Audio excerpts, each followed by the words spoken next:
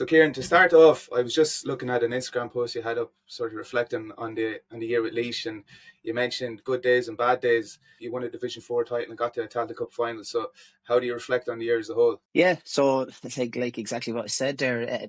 The winning the Division Four was a great start to the year for us. You know, we were down there for 2 seasons on the bounce, so getting out of that division, it was goal number one, and we did that obviously. It's great to get up to Croker to win in Croker is massive regardless of who you're playing. And then the Laois, I suppose, was losing probably losing to Offaly in the Leinster Championship was a bit of a setback.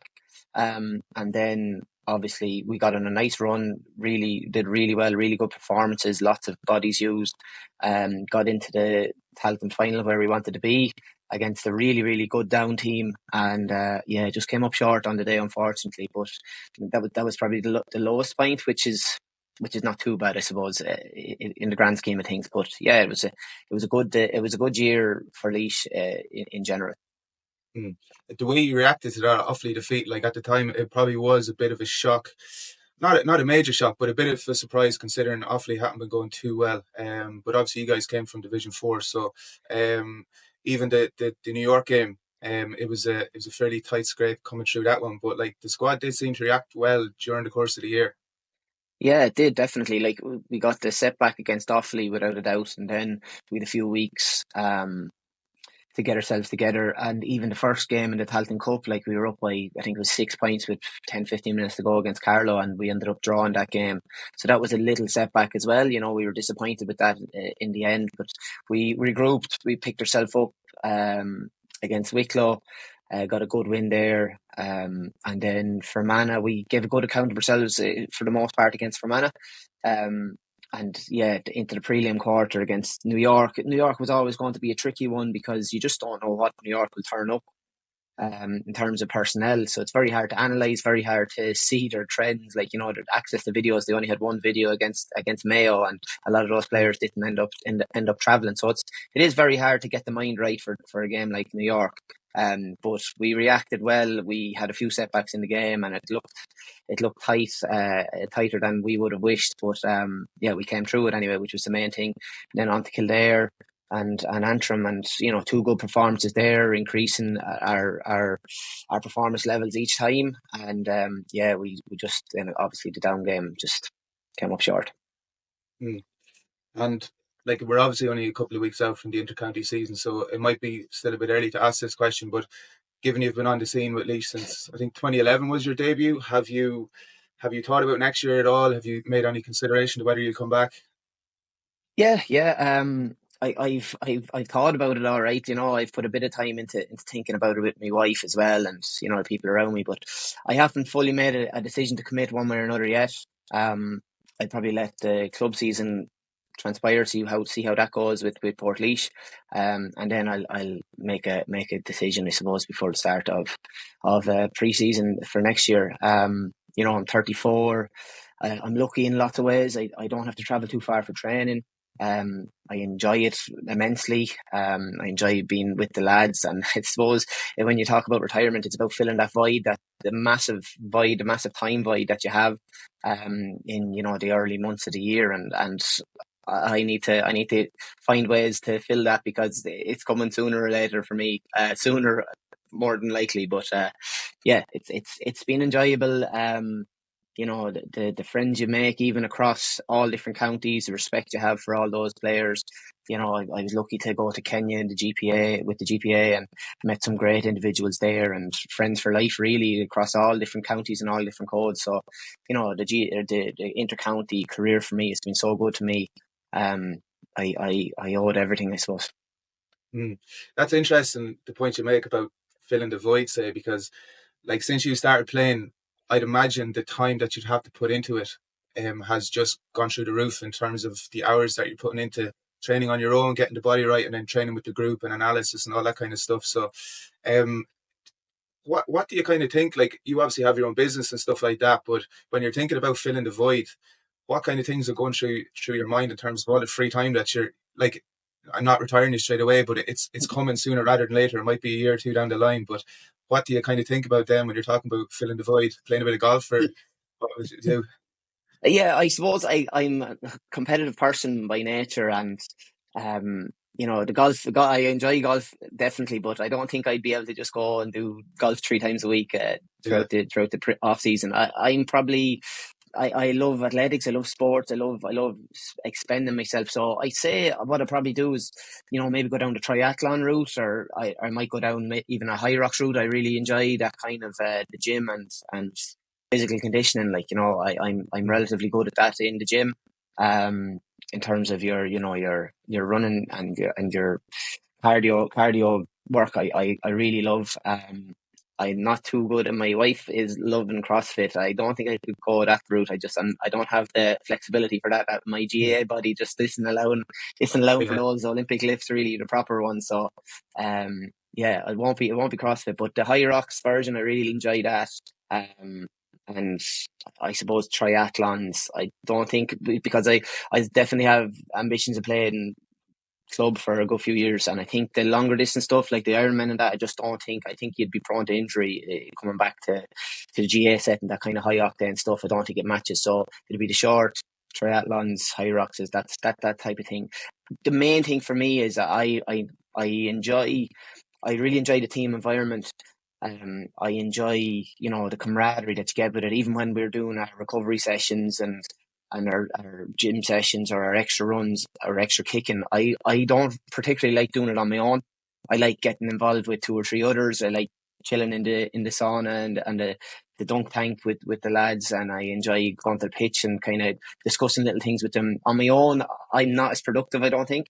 So Mm. it's trying to find that kind of troop, which will never match what an intercounty team brings to you, but maybe something along those lines. Not an individual sport particularly. I was reading an interview you did in April of last year, and I think you were just talking about going again with Laois, but you mentioned the body's in a good place and it'll stand any test that it gets this year. It's about having the head right. What does that look like, having the head right to play at intercounty level or to go again? Yeah, like, your mindset is everything. Like, you have to have that. You have to have the belief that you belong. You belong. You don't need to, like, when you come out into the main days in a GA context, you don't want to have this imposter syndrome that you haven't done the work or you don't belong. I've Mm, often had it I've often had it when in my younger parts of career, where you could be a day before the game, 2 days before the game, you'd be like, next year now I'm not going to let myself be like X, Y, or Z. I'm going to do more. Whereas mm, the elite mindset is, doing all the things you can in your control to get yourself to be able to prepare or play on that day or perform on that day. So that means the mindset piece is like, it's easy for anyone. Well, maybe it's some people can't comprehend it, but it's easy for most intercounty players to turn up to whatever schedule. So like your three field sessions and your 2 gym sessions a week. That's the easy part, but it's how you conduct yourself off the field, away from the boys. That's what separates the really, really elite players, I think. In terms of looking after your flexibility, looking after your conditioning. And that's probably something that I did neglect when I was younger. I wasn't as conditioned. My conditioning was much better in my latter stages of my career than it was at the start. mm. Um, and that was just maybe, I don't particularly know what that came from, but you know, the the confidence you get when you get onto the field, David Clifford takes it free. His confidence comes from kicking that thousands of times back in Fossa. It's the same with lads blocking, catching, anything like that. Your mindset is a skill that you practice, and the thing for me and how I get my mindset right is I record most of my sessions, all my sessions, whether I'm going to recovery or I'm going to physio or anything I do to make myself a better footballer. I'll record, and it's just a kind of reference point to look back that I've done the work. I've done Mm. whatever 100 sessions it's been, and that just helps me know that I belong, know that I'm primed to perform. So there's no excuses, and just go out and do it. Okay. So when you say record, is that like you wear a whoop strap or Apple Watch, or what do you mean by record? Well, in a diary. So I just Well, have I just have my diary. I'll write, like, so on the 1st of January every year. If I do my session, then that'll be session 1. And then whatever Yeah. session I do outside of that to make myself a better footballer will be recorded in order. And, you know, by the time you get to this stage of the year, you'll be on whatever, whether it's there's 200 odd days gone in the year, you could be on maybe 180 to 200 sessions, you know, between different things. And it just knows that, like, it's a nice reference point to have that you've put in the work, that you Yeah. belong, that it's time now to perform. Yeah, that's interesting. So, like, a lot of people who be listening to this podcast will be younger players, and they're always looking for different tips and tricks and ways to sort of improve their performance. How did you come across that aspect of working on things? I suppose I engaged with a coach myself, like a psychologist, a sports psychologist when I was younger. And it was just all around making me a better player. Mm, And what strategies I could use to just reinforce that kind of belonging and you know, making sure that you're able to perform. And that was one of the things that he kind of, the strategies that he kind of maybe suggested to me, and it's worked for me. You know, so like I'm not afraid to take those kicks, or like even if they do go wide in a game, or passes that mm, mightn't be 100%, because I've tried them in training. I've been at the ball wall, I've been at the goals. I know I back myself to be able to kick them. You know, that's something that, like, I try to preach to even my club mates here. Like, you know, no one's going to give out to you if you put in the work. But if you try these things sometimes when you're not putting in the work, well, you know, you could get it. yeah. And obviously now you work as a performance coach. Would there have been a stage earlier in your career where you would have struggled with this side of things, or was it just something you got interested in as you got a bit older? Yeah, no, definitely. I 100% struggled in that kind of regard. Like, you know, being nervous the day before a game, not being able to eat, not being able to sleep. Mm, You know, and yeah, like that's what probably led me to one of the reasons I became this coach and had the interest in performance. Um, but yeah, definitely as a younger player, I just didn't have the strategies. I didn't have the tools to be able to, you know, realize that I'm nervous because it means something to me. I can reframe that now. I still get nervous. I still might mm, struggle with the best sleep of my life the night before a game, but I just know that that's my body just excited for the day. It's done the work. It means that it means something to me. And that's nearly the gauge, the barometer that I kind of judge my career on now. Like, is if I don't get nervous for a game, does it mean much to me anymore? I do get nervous, thank God. But the day I don't get nervous is the day that I'll probably say, listen, it's not for me. yeah, because I was just looking back through, say your career, and particularly the early stages, and I think you would have enjoyed a lot of success when you were young. So, like 2007, you won a Leinster minor title with Laois. I'd say by the age of 20, you'd probably won three county titles and a Leinster club with Portlaoise. You made your Laois debut in 2011, and the following year you were playing in Division One. You ran Dublin close in the All Ireland quarter final, who were All Ireland champions at the time. So, are you saying during that period of your career you would have struggled a bit mentally as well with kind of nerves and stuff like that? Yeah, definitely, definitely. And I suppose Justin McNulty was over us at that time, and he brought in a performance psychologist there, and I got great value out of that. The psychologist that we had at the time, I'm sure he was working with every player individually, but he made me feel like I was the most important thing in the world. And he would just, you know, he'd have that arm around the shoulder. I was 20 years of age, going up to Donegal to mark full forward. It wasn't Michael Murphy. It was Neil the midfielder. I can't think of his name at the moment, but Neil Gallagher.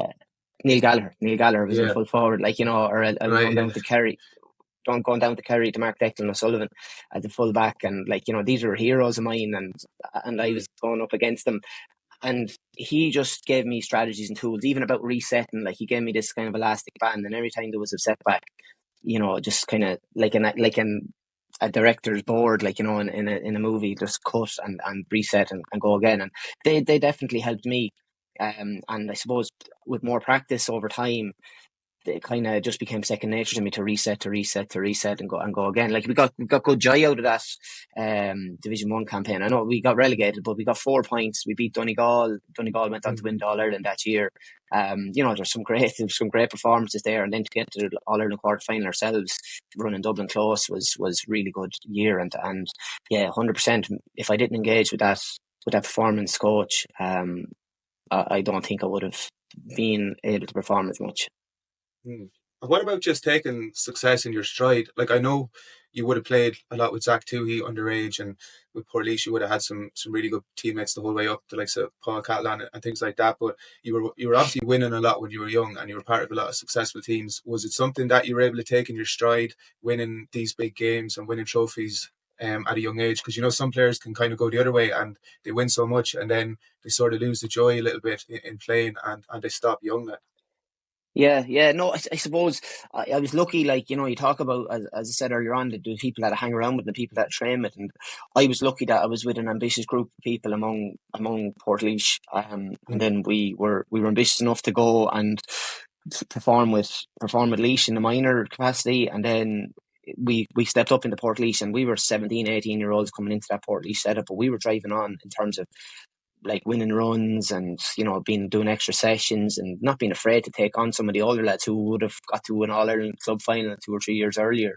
That mindset was probably just because the 3 or 4 of us had that kind of support network around ourselves, where we weren't going to just make up the numbers at the young age. But yeah, like the hardest part for me or for us at that stage was we were winning Leinster club games, and we might have to go back down then on the next day and play an under-21 club championship game or something like that. And I think we never really performed well when we stepped down a level, because maybe the mindset was we thought we were too good for that, for the step down, and we probably left a few county championships in the underage, in the under-21 grade behind us because of that. So it was hard to make the step back down, because you did think you let that kind of get your head, no, sure, I'm playing against the senior club teams in Leinster and I'm doing well, so this will be walking the park. But it's not the way it works. Even when you come back from Laois County now, like, into your club championship, you have to really put into work, because you probably have a target on your back as much as anything else. And just like being able to know that I need to perform here, I'm still in the shop window in relation to being selected for Laois or whatever. And that's something that I've kind of developed over time as well. But definitely when we were younger, the step back down in your club teams was the toughest, I thought. That's a good point, actually. The intercounty season is such a grind, and realistically, you're on the road. I know it's a little bit shorter now, but you're on the road from maybe October, November the previous year. When you finish up that season, I'm sure you have these different niggles and injuries and things like that, but you're expected to come back into the club setup. As you said, you're playing games, you're the county man, you have a target on your back, and you're expected to drive the standards on the pitch in the training and in the dressing room as well. So is that something that it took you a while to kind of adjust to that element, or just talk me through what that process is like?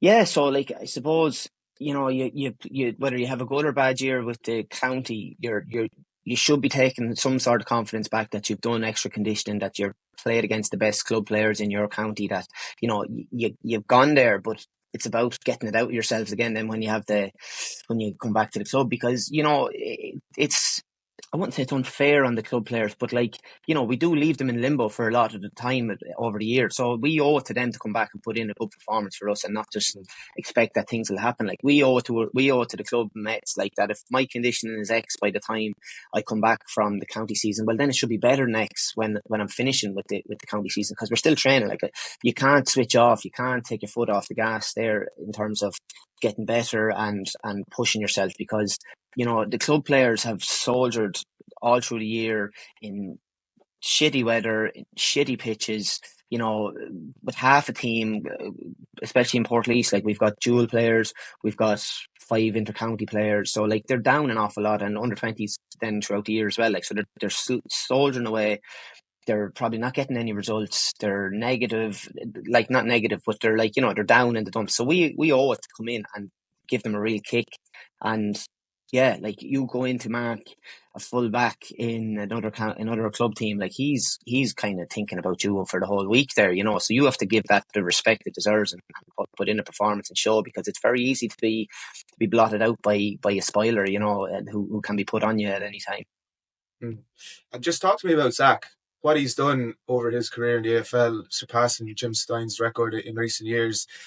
And he's always had that loyalty to Portlaoise as well, and to come back and play with you guys, for county finals and Leinster club games and things like that. But he's obviously a brilliant athlete. But is there something else about him that has helped him become a success? Because it's obviously, like we've already touched on mindset a little bit. Being a brilliant athlete is not automatically going to allow you to have that career in the AFL. So what is it about him that made him have the career he's had? Yeah, so like Zach and I grew up together. Like, there was a core group of friends there that, we'd if we were 16 and in the summer holidays, like we'd be down at the back of his house. There's a tennis court. We'd be playing tennis. He'd be like serving like Roger Federer. He'd school us in the tennis, and then we'd go out onto the green and we play knockouts, and he'd school us in knockouts as well. He just had that kind of sporting gift. But the main thing about him and his mindset is he doesn't take himself too seriously off the field, and he can Right. relax and enjoy and do other things. Like, even you look at if you look at their Geelong's social media at the moment, Zach was key in setting up like a chess club, and they just Right. play chess, and they compare notes in chess, and they I don't know, I don't play chess myself, but like, it's those kind of things that like have no direct impact on their sports performance, but they just chill out, they have a bit of crack, they don't take themselves too seriously, but then when they switch on, they're really on it. And Zach would be the first to have a laugh and joke. If I missed a shot, he'd slag me about it. If he missed a shot, I'd slag him about it. He's well able to roll with the punches in that regard. And I think that mindset does set him apart in terms of, like, he's not so detailed, he's not so switched on every moment of every day. Now, all his behaviours in terms of his eating and everything like that is really spot on. But he can chill out, he can watch TV, he can spend time with his kids and his wife, and he can have the crack with the lads on WhatsApps and all that kind of crack. And I think that's a real strong point to make sure that he's after lasting over 250 games. He's been over in Oz since I've been in with the senior team. Like, so you're talking 15 seasons there of constant high performance, like, which is, it's a credit to him. Like, and like you said, it doesn't just boil down to being fit and being strong and being skillful. There's a mindset piece that's paramount to all that. Mhm. I was reading in an interview you done as well. You were talking about just having a really good relationship with the Laois S&C coach, and you would almost talk to him daily. You would be set different targets by him and things like that. Yeah. There's almost a rush to kind of retire players once you get into your early 30s. But what have you been doing? What are the kind of little things that you'd be doing with him, and just to get the body right to continue playing at the county level? Do you have any little tips and things like that you'd be doing? Yeah, so I suppose like I said, I'm living here in Portlaoise, and he's based in Portlaoise a good bit, so I would be in constant contact with him throughout the season. We wear GPS for every training session and every game, and I'd be constantly looking at my markers, so my meters per minute covered in the sessions or in the games, and then the main one that I want is my high speed running and my top speed. And Yeah. just focusing on, like, my big thing with him is trying to get more powerful all the time, more powerful. I have decent level of strength that I don't really need to increase, but the power is huge, and the output, and improving my CMJ. That's one key Yeah. focus that I had, especially for if a midfielder that, like, just trying to spring off the air or off the ground. Then, yeah, the power piece as well, like, so just focusing my gym session might be small, bit tailored in terms of, like, I wouldn't be going for hypertrophy or anything. I'd be going for power and strength phases. Yeah. So it's low reps but high weights, move fast. And yeah, they're the kind of key things for me. And then obviously body composition is key. So, like, you don't want to be carrying any extra kilos that you don't need to be carrying, Mm. because you want to stay as light on your feet as possible, especially when you're trying to move 10, 11K in a game. Mm. I think people who find it interesting when you're talking about the high speed running in a game, when you come off the pitch and you look at your stats and you know you've had a good game, what kind of meters, what sort of distance would you be looking in terms of the high speed running after a game? The high speed running, so you could be looking at anything between 1.5 to 2K high speed running Right. for a good game. Now, it's gas. He has a rugby background, our strength and conditioning coach, and he's with us since 2020, and he's still trying to correlate the GPS to an actual performance in terms of Yeah. GA. Sometimes you could be covering the most you've ever covered, and you might have the worst result, Mm. because you could be good running after the ball or running anywhere. And then other lads, Yeah. like you could have your playmakers who mightn't cover it much, and they could have a great game. So it is very hard to relate, and that's why I don't really get bogged down too much on the general distance that I cover, because that's just kind of, you're walking, you're jogging, you're covering space, whatever. But the high speed running and your max speed, they're two ones that you can say, right, if I hit my max speed here, at least I'm doing everything at full force and I'm good to go. Whereas the actual mileage part it varies depending on if you're running around like a jackass or if you're standing and controlling and dictating the game. Hmm. Just a final question, kind of about the process side of things. You would have touched on already about having a diary and looking through all the sessions that you've done before you play a game. Is there any other sort of mindset things that you would do? Say if you're coming up to a really big game, could be a county final or a league final or something like that. Are there any other things that you do to get the mind right before you come into that game? Yeah, well, so I would definitely, we have a great analysis team in Laois, and we get good access to good player clips. So I definitely make sure that I watch all the player clips, and even the kind of clips that I would be involved in most. Like say as a midfielder, you'd be involved in kickouts an awful lot. So making sure that I know exactly what the opposition keeper is like, where he likes to go with the ball, who his go-to lads are. For our own kickouts, then how the other team set up in terms of do they go zonal or do they go man to man kickouts, because that'd be massive. But look at throw-ins. Throwing is a big part of the game now, and I know there's only 2 of them in the game, but it's crucial that you win those and just seeing what Yeah, the opposition do. Just to see who blocks who or who jumps, where do they jump from, what do they do after they win the kick out or lose the throw. Sorry. So they be some of the pieces that I definitely go through, and then I would set goals for myself.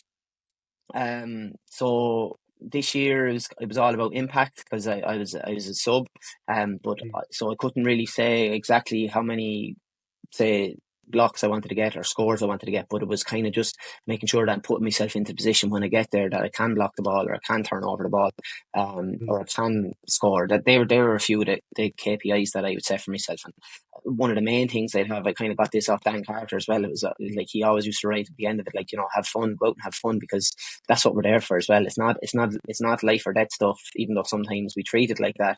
yeah. It's about enjoying yourself, and if you're not enjoying yourself, you may forget about it. Did it take a bit of a shift when you're talking about going from always being a regular starter over the course of your career, and then all of a sudden you're trying to make an impact coming off the bench? And obviously, every player still wants to be a starter. As much as managers would say it's about the whole squad and it's about the finishers and that kind of thing. Did you have to change things around your mind a little bit about how you're approaching things, or how did that whole process work out for you? Yeah, no, definitely. Yeah. If I'm being honest, no, or if any player's being honest, no one wants to be a sub. Mm. No one wants to not be on the 26. No one wants to not be on the 15. And it's tough. It's tough place being on the subs bench. You don't know if you're going to be used or not. And you can feel sorry for yourself very, very, very easily. But that's not serving the team. That's serving you, and that's your ego talking, really. So you Yeah, have to reframe your mindset. And it took a while to reframe my mindset. But I had to see it that I'm given the opportunity to finish the game, to to really see us home. And then as well, I can add value to, there's lads that I was competing with for midfield positions, say, but I can either wish them well, or I can wish that they have a bad game. And who wants them to have a bad game? That's just selfish as well. So I made a focus point to spend myself in terms of giving them as much knowledge as I could. So like you're talking about the throw-ins or you're talking about the kickouts, if I notice something on the video clips, I would definitely share it with them. And, I want us to get better.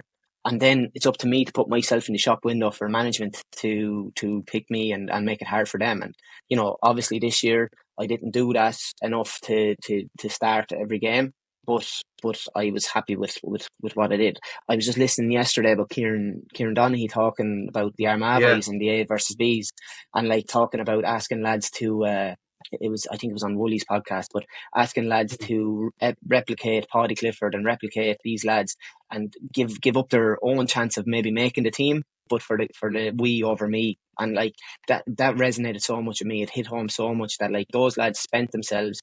And Jamar Hall, I think, was the Paddy Clifford that yeah. he had, he didn't make the 26 for the All Ireland final there. And for him to be able to do that, that's. Are you surprised that Armagh won if they had a group of lads that acted in that way? Because it's very easy for you to throw the ties out of the pram.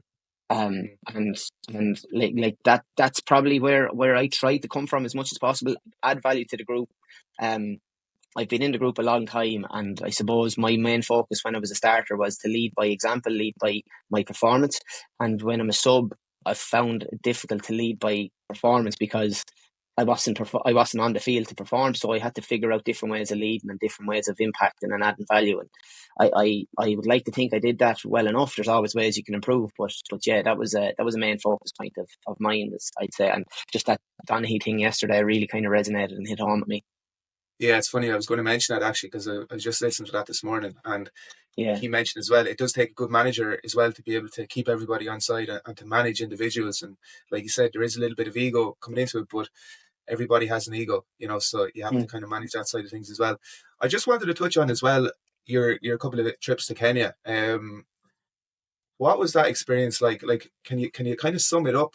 What it kind of was like to go through that, and then maybe how it affected you when you came home, and how you might change things after you came home? Because I'd say it does change your viewpoint on a lot of things when you see the things you would have seen over there. Yeah, no, like really, like the two experiences I had going to Kenya were just transformational, to be honest. We went over there. I didn't really know what to expect in year one, and to go over there, and we were with, there was 60 odd intercounty footballers, hurlers, camogie players, ladies footballers, all real high performers, all real outgoing people, all top class people, and we went there, and to see everyone just drop their barriers, drop their guards, and just get on with each other. There was magic in terms of the group, how we bonded, but like then to go to these communities where people have nothing and are so happy. People have, like, they're welcoming you in. There's no jealousy of them. Like, they have so little in terms of material wealth, but they've abundance of happiness as well, like which is really, it's eye-opening stuff. You've got kids there who just want to shake your hand or touch your arm because they've never seen a white person before. Like that's where we were going. And you were going around these different communities. You were driving probably for 6-7 hours in a safari jeep with 6 other people, and not a beat of signal, no one on their phones, just chatting. And like everyone was real open about, like, we chat about performance, we chat about best player you marked, we picked teams, best All-Ireland teams, best whatever, and then we played fucking Christmas Day kind of games as well, like, but it was unreal, the whole experience. That I went the second time. It was a no-brainer for me to go the second time.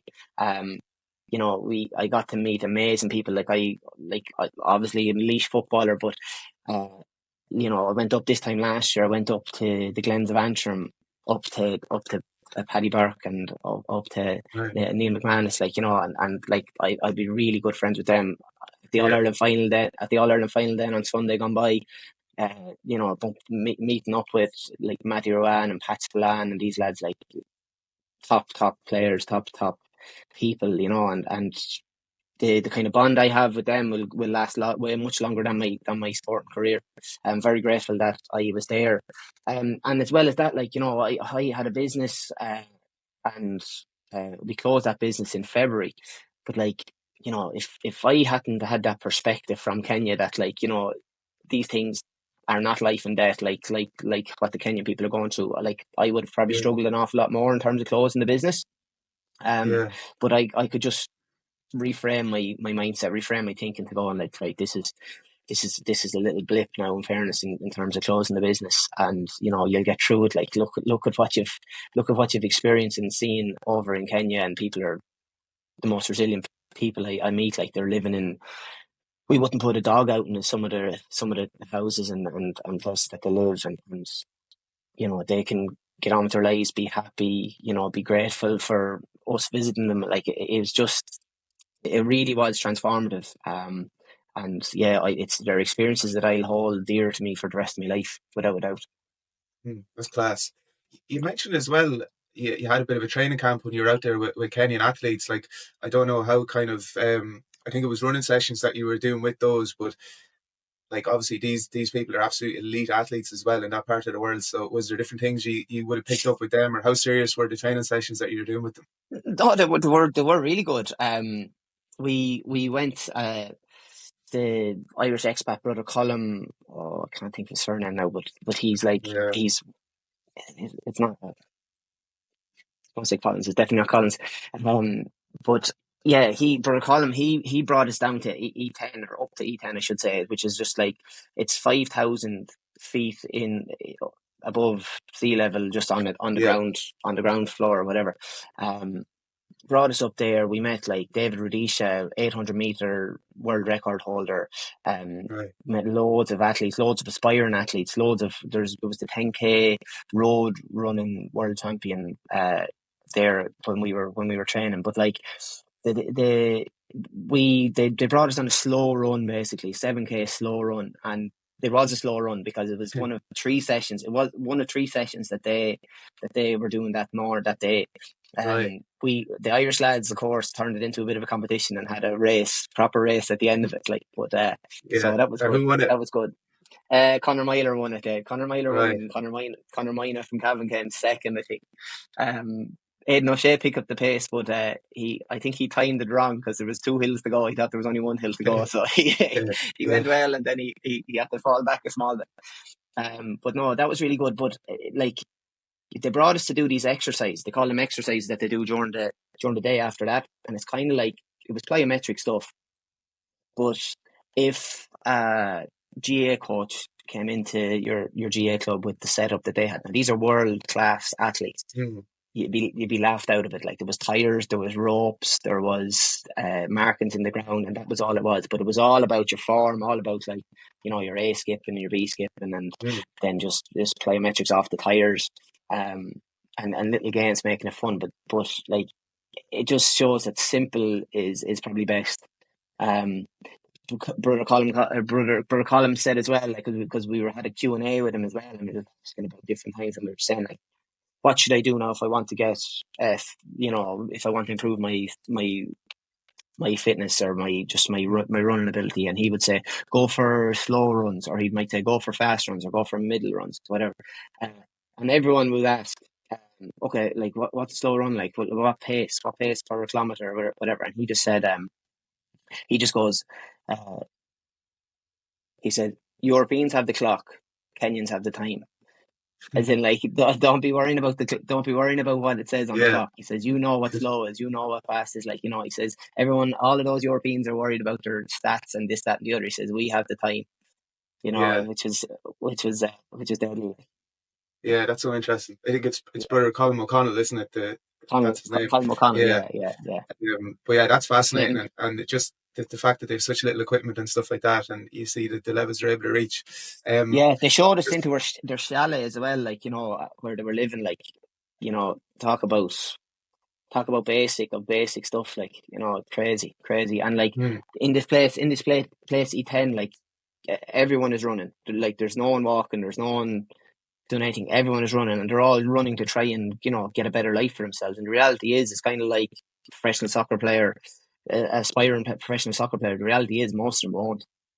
But Yeah. they are Yeah. they're spending themselves just to try and get that better lifestyle, a scholarship to a college, or obviously the dream would be to become a professional athlete and win Olympic medals and all that. But the reality is, not many of them will, but they will persevere as much as they can to try and get there.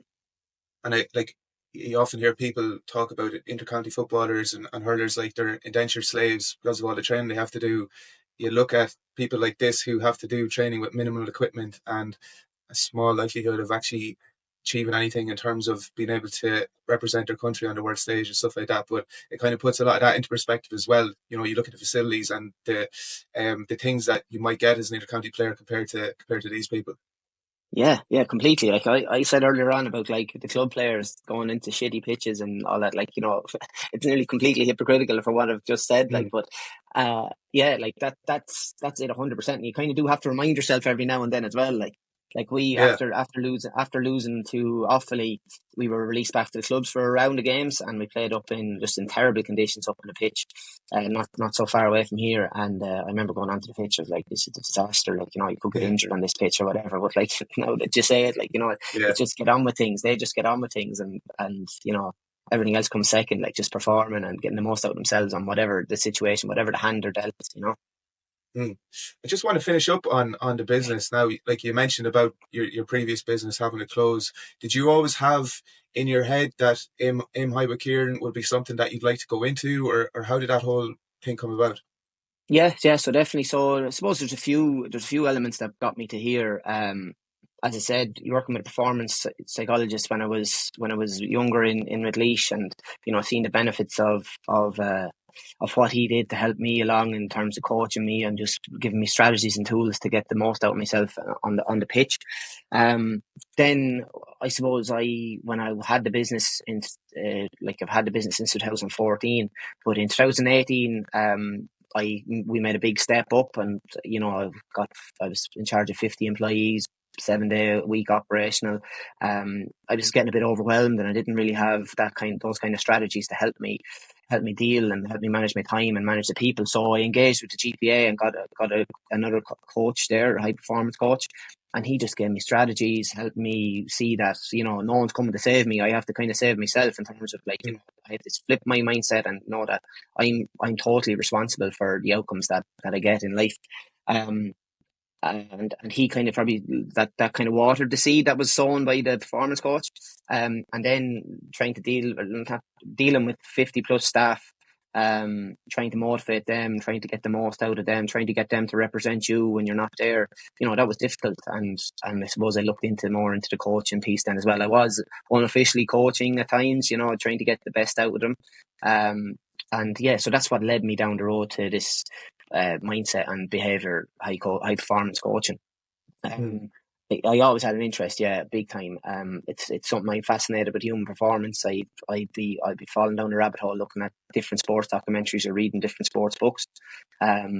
So yeah, that's probably what led me to launch Aim High. I launched it, and yeah, so it's going well enough, and it takes a while to obviously get your name out there.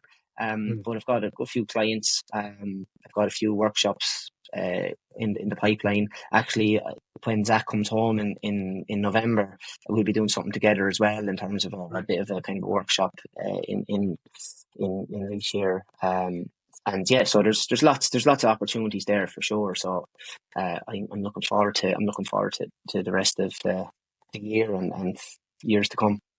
Hmm. And just the act of putting yourself out there on social media as well, like it can be an uncomfortable thing that people probably don't appreciate. But when you're posting videos talking about being a little bit vulnerable as well, because I think you would have mentioned on some videos how you struggle with certain aspects, and then Yeah. like we just talked about, you worked on it.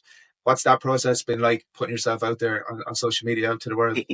Yeah, it's tough. It's tough, very tough. Trying to talk in front of the camera, trying to put yourself out there. You nearly just post it out there and you turn off the laptop, turn off the Yeah. phone there for a while because you don't want to see it, you don't want to hear about it. Um, and Yeah, like that is the hardest part without a doubt.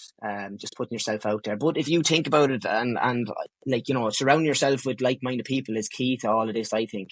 I've got good friends who are personal trainers who put out content and that. So I would bounce off them, I'd lean into them a good bit in terms of how do you deal with this, or how do you because everyone is willing to share. There's not I think in that coaching space it's not actually a competition. It's kind of like we all enjoy seeing people do well.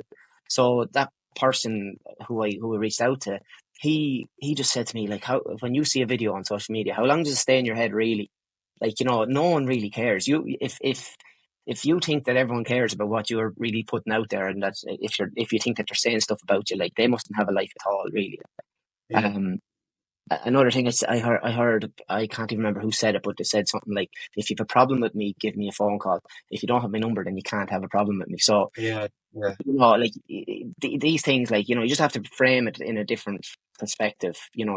If you want to do it, like I said, like in the coaching sense, when I was getting help with the business, no one's coming to save you. Like no one's going to land business at your door either. Like so you have to put in the work. You have to do these things outside your comfort zone to get the growth that you need in your business. And Mm.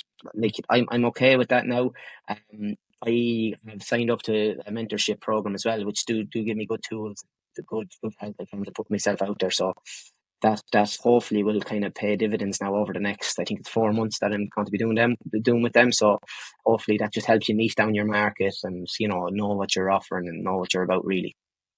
think that's a good message to give people. Mm. I just have a couple of quick fire questions then to finish up. And I was going to ask you your favorite quote to start off, but I think that one you just mentioned was a very good one. I don't know if you've any other favorite ones. I know you're a big man for the quotes just from following your social media. So is there any other ones that kind of jump out as your favorites? I suppose if you do the easy things in life, life will be hard. If you do the hard things in life, life will be, I wouldn't say easy, but easier.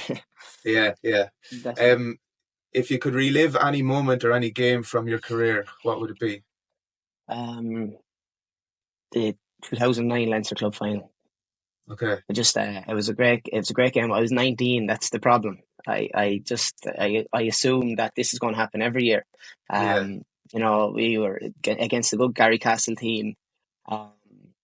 Went down to 14 men just before the break, and to come out and kick like we did, we took a sucker punch of a goal and then responded by going up and getting another goal. And I was delighted to be. I was half back on that team. You know, I was by no means a major player on the team at the time, but just to be there, to see the character lads coming through, and even the celebrations on the pitch after, like, you know, it was unbelievable. The celebrations the few days after that, we did something like a 10 or 12 week break till the next round, so like boys made sure they enjoyed themselves. But definitely, if there was one game I'd like to relive, it'd be that game. Yeah, that's brilliant. Yeah. The most impactful book that you've read recently, or most impactful podcast that you've listened to recently? The most impactful book, I've just finished reading Maximum Achievement by Brian Tracy. Okay. And it's an amazing book. It just basically, it's about your relationship with you and getting the most out of yourself. But like, just the strategies that he has in it it's amazing. They're really, really, really good. And it's just basically about, you know, championing yourself and your mindset around different things. Like, you know, just you have to like yourself if you're going to do things, do well. Like you know, he's talking about standing in the mirror and saying, "I like myself 50 times." You know, like I don't do that every morning yet, but I thought that was just a really powerful book. Yeah, if you could go back in time and attend any sporting event in history, what would it be? History, Jesus. I Liverpool fan. I suppose Istanbul 2005. That'd be a good one. And then in a GA context, 2003 Leinster final. Yet again, I was too young. I was too young to appreciate it and soak it all in. You were there anyway, were you? I was there in the upper hog when I was. I was on the pitch. I was on the pitch after, but it was great. It was great. But yeah, like just 13, a bit too young to fully appreciate and fully understand it. Final one then before we finish up. Most inspiring person you've met? Oh. Most inspiring person I've met?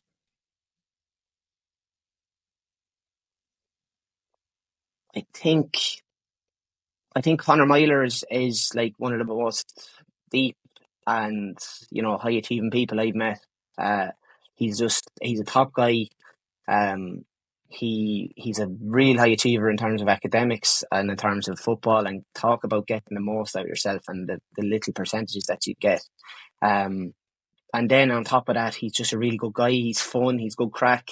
You know, so it's not just all serious business with him all the time. He can have fun. I bumped into him in Portugal only last week or the week before, and we had great chats, and then we had a great night. And, you know, he's someone who I look up to him, certainly, in terms of what he's doing at the moment. And he's destined for big things, bigger things than he's already doing, guaranteed. And he was the winner of that race in Kenya as well, which is... He was, yeah. I'm looking up to him that day as well.